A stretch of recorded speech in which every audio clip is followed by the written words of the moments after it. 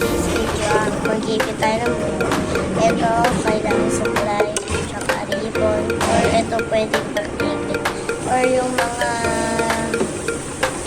ano natin dito. Yung sa narilyo. Tatanggalin lang natin dahil nakatape.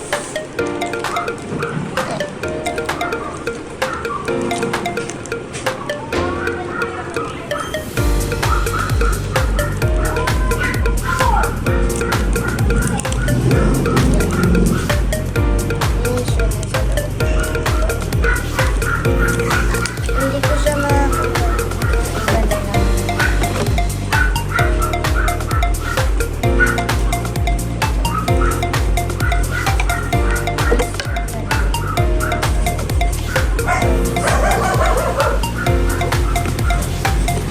kahit kung tatakan.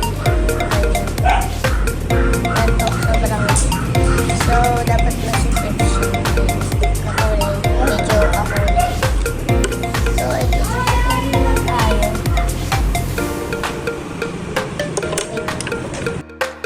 Tayo ay mag-iipit na po ng buhok. Ayan po, nasusuklay lang po tayo ng buhok. Ayan po yan. Ayusin lang po namin at bubuhol natin yung buhok natin.